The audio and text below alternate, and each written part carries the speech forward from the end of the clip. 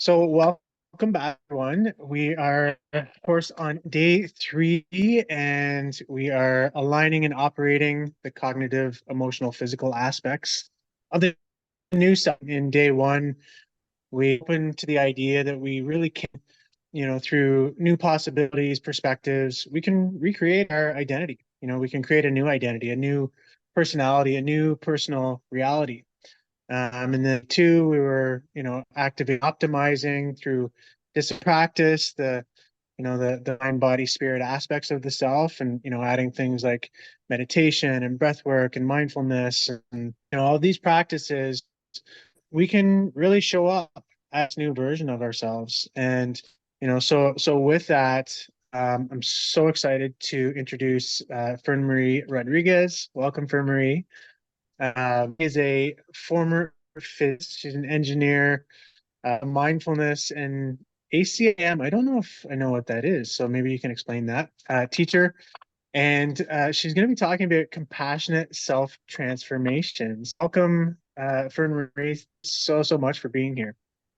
Thank you for that lovely introduction and for having me. Absolutely. What is just before you jump in? What is ACIM? It is a course in miracles. Oh, okay. You mentioned that off the off the outset. Okay. Perfect. I should have known that, I guess, but never I'm actually just seen laughing. the I'm acronym. just laughing because I didn't realize that I actually assume that I assume that it's obvious because it's been such a powerful uh, support for me, that book. That's on its own an entire story. I guess I don't believe I've ever seen the acronym, so I know people talk about it all the time, and of course I know about it, but yeah, super cool. So, is there anything else you kind of say about kind of who you are, what you do? I mean, we can circle back to that at the end as well. Um, Actually, why don't we circle back to that at the end? Do you want to jump into passionate self transformation? I'd love to hear, what that is all about for you. Yeah, thank you. I will start with actually explaining how I got there because Mhm. I was contemplating last night. I didn't ever imagine that I would be in a position in life where I want to dedicate my career to helping people tap into self-compassion and transform with self-care, with self-acceptance, with self-love, with balance. Never in my life did I imagine that I would be doing that, especially because I didn't consider myself to be compassionate. I was more of a, we're going to get that done. It's like the very driven personality that's like emotions. And I mentioned this when I was talking about my lovely, beautiful daughter, that I wouldn't even allow her to express sadness because it would go against the no, we are happy people. We are successful, happy people. So the fact that you introduced me as a compassionate self-transformation coach just says how much importance and relevance this has had in my own life that I'm now teaching it. And so I'll start with how that happened. I actually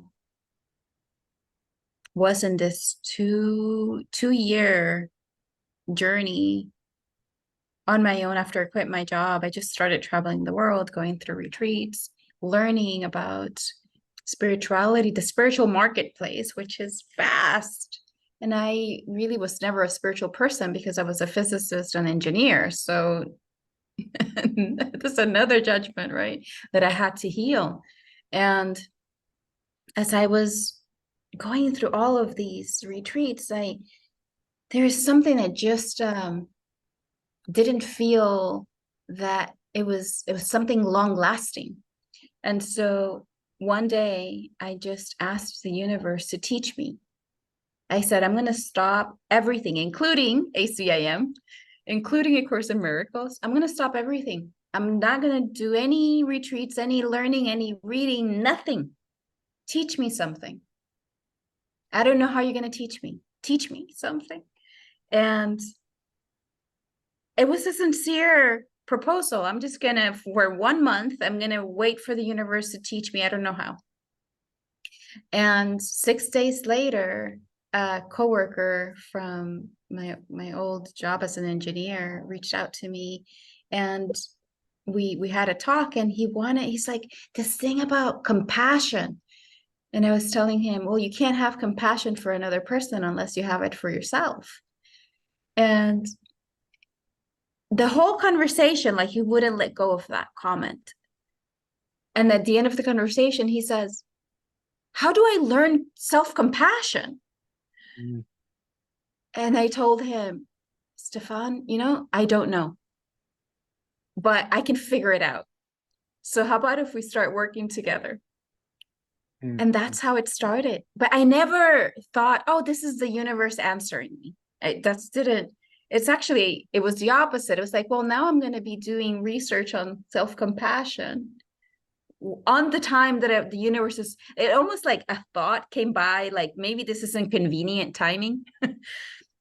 But the day that the month ended, a second person came asking the same thing. And so this is where I solidified it can't be louder. That this is the message for me. And indeed, if anyone needed to learn self-compassion, was me. Because when we train ourselves, what you do is what you get more of. When you're constantly training yourself to perform, compassion is the least of the thoughts that come to your aid. It's all sheer willpower. Mm. And so I had to learn to be compassionate with myself. And that's what I do now, is help people learn how to accept, embrace, even the aspect of ourselves that is so driven. But in addition to being so driven, how can we balance that? Because only with balance can we actually live a fulfilling life. Mm-hmm. So then embrace the part of you that's so driven, but also understand it. Why is it there? What would it mean about you if you didn't drive like that? What would that say about you? There's something that we don't want to feel so badly that we will be driving to no end. What if we tap to that part of ourselves that feels unsafe if we're not doing that excessive, relentless drive? And this is where the compassion part has to come in, because if you're not compassionate, there's so much judgment, self-judgment. And so this is where learning to embrace that part of you and be willing to touch other parts of you that we don't want to touch. This is where the compassion is meaningful. So how do like other still you use, like how does one fit into that? Because I think so many of us were taught to treat ourselves harshly. It's like we can look at it as hold us accountable, but I think we end kind of taking on the role of the abuser, and it's a learned behavior of, that self-talk that isn't super compassionate. So how do we identify if we are or we are not being compassionate with ourselves? And then what are maybe 1 or 2 steps that we could actually take to be more compassionate with ourselves? That's beautiful. It's a beautiful question. So you can start with intention. I am willing to be more compassionate and caring for myself. If you don't have a reason why you would start this journey of compassion, you're never going to do it. So it starts with intention. I actually am willing. There has to be a reason why you do it. Otherwise, why would you spend time and energy on something if it's not because you have a reason? So the reason has to come from so deep inside. It's obsession with truth, is knowing that you are willing to be the change that you want to be, that you want to see in the world. The deepest values that you hold on to, that you want to be a catalyst of change, that you don't want to continue passing on forward what was taught to you, that you know is not skillful or is not wholesome, right? So it starts with intention. Okay, so once you have a strong intention, now you realized, okay, may I be kind to myself in this moment? Just by saying the intention, may I be kind to myself? May I be compassionate with myself? And I'm going to tell you what's going to happen the moment you do that. The mental memories of why you're not kind and why you're not compassionate are going to show up. It's the negation of your intention is going to show up. And that brings guilt. That brings shame. That brings all of the things that you thought about yourself or someone else thought about you are going to show up. And this is where we forgive. I choose to be a catalyst of change, and I choose to forgive. I forgive all of these, the people, the memories, my own self, my own unskillfulness from when I mentioned in the intro before that I didn't allow my daughter to express emotions. I cannot tell you how much I've had to forgive myself for that. But at the time, I didn't know. So if you didn't know, how can you judge yourself for not knowing? It's pure ego that wants to be in an energy of guilt, which is so debilitating for the nervous system.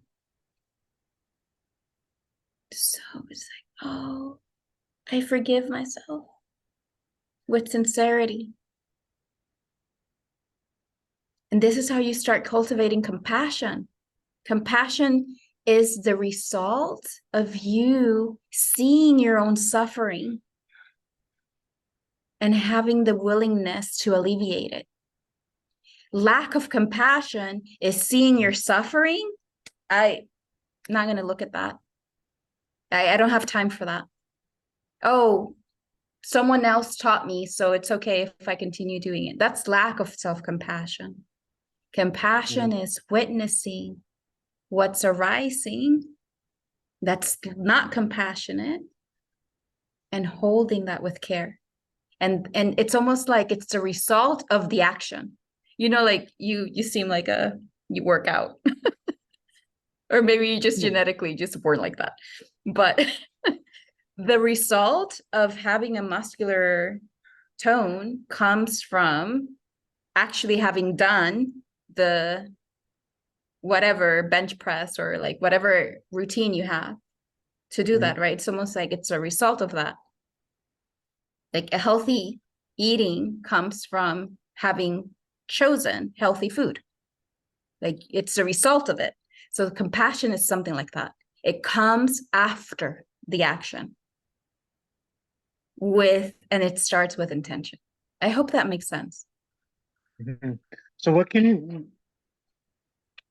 you see in your life when you what changes did you see when you started being more compassionate with yourself? I imagine it was the relationship with yourself and with others was able to transform.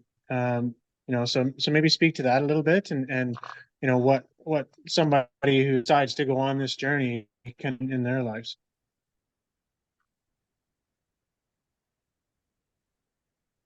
You're absolutely spot on that question. So what I noticed is that it's so hard to witness some of the aspects of our mind, our patterns, our habits, our tendencies. It's it's so difficult sometimes to accept that they're there, especially when you're working on it.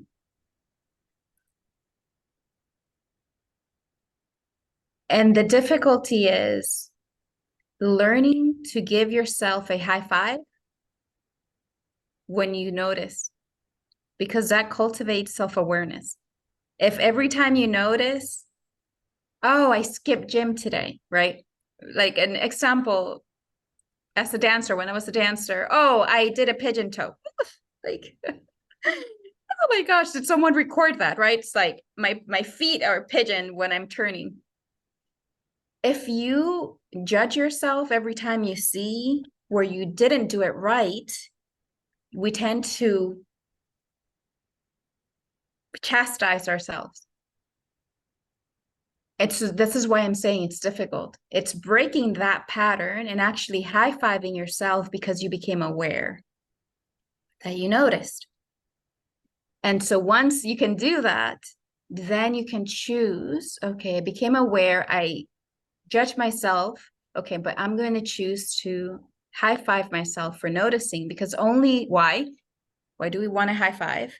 Because only when you become aware that something is a problem, that my foot is pigeoned as I'm going to turn, only when you become aware can you actually change it so that your feet are properly placed as you turn, in dancing example. Same with the inner realm. So once you are able to notice, oh, I was just harsh on myself. You acknowledge that and you choose differently.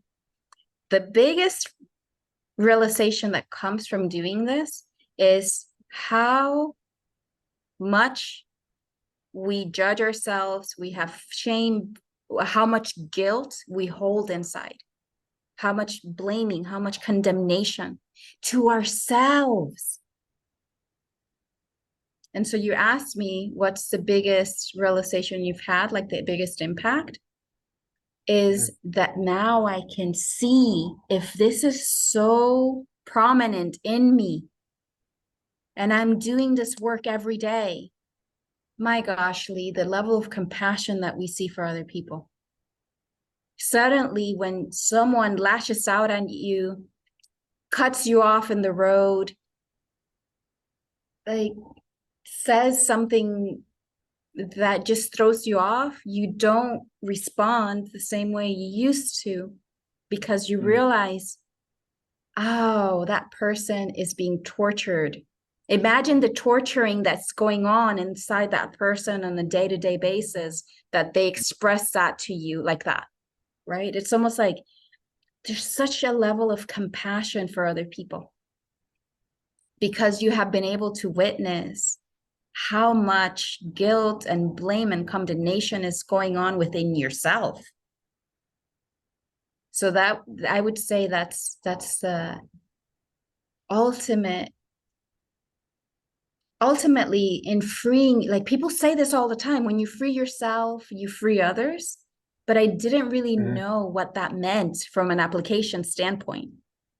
It's like when you free yourself from condemnation, as an example, then you start freeing others from condemnation. So that's the application of doing this purification work. It's so beautiful, so beautiful. It's like, as we continue to do the inner work, then the outer world becomes a reflection of the inner work that we've done, and we're able to pass that on examples for others as much. Just one more question. It's gonna it's kind of an aside to what we've been talking about, but I wish we could talk about this all day. And of course, we're gonna connect people to with what you're doing just after this, so people can continue the discussion if they choose. But I want to know what peak performance mean to you? What does, say that again? What does peak performance mean to you? Ah, yes.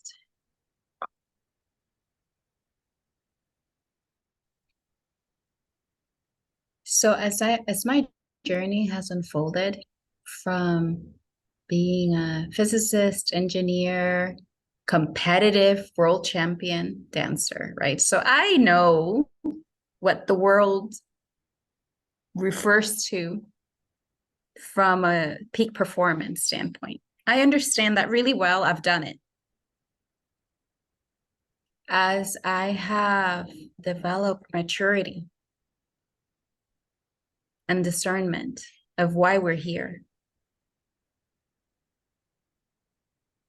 I relate everything to your spiritual development.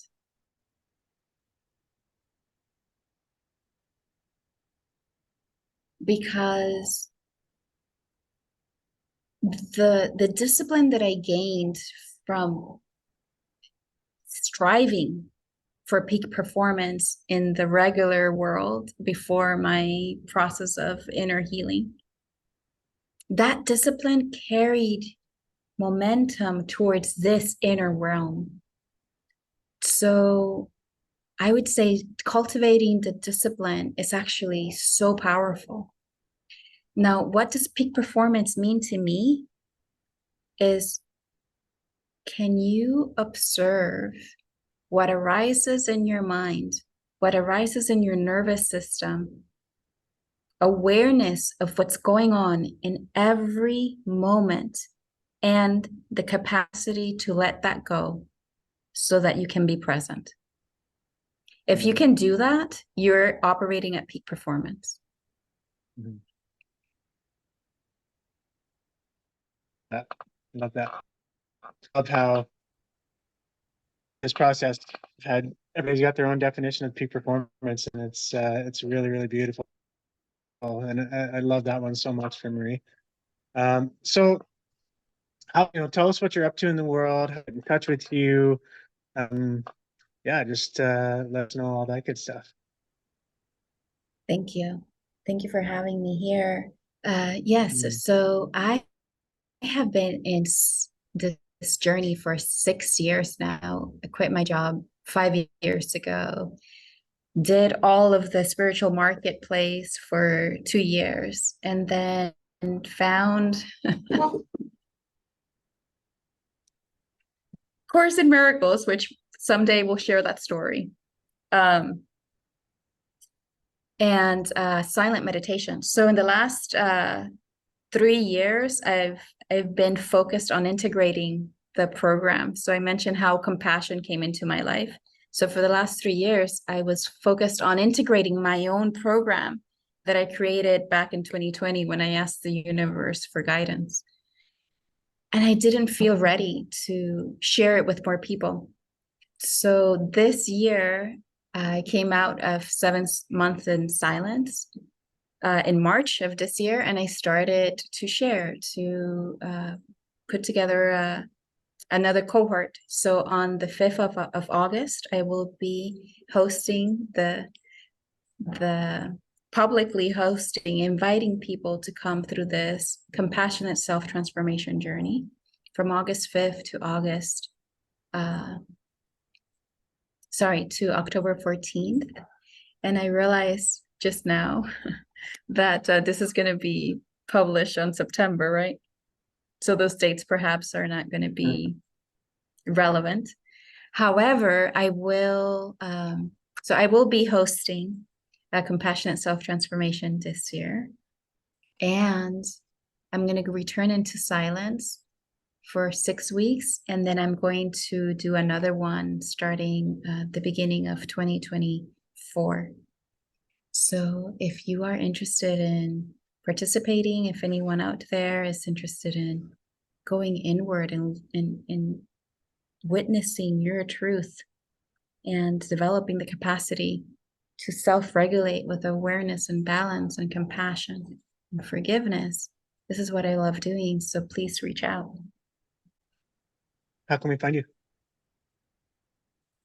I am on social media. You just find me, enter my name on Google, Fernmarie Rodriquez, and Okay. you will be able to find me. Okay. Beautiful. Beautiful. So much for Marie. Such an honor. I'm so grateful I've had you here and for your beautiful share and all of your ex already accomplished and you know what you're birthing in the world to support people on their journey. It's such an honor. So thank you so much.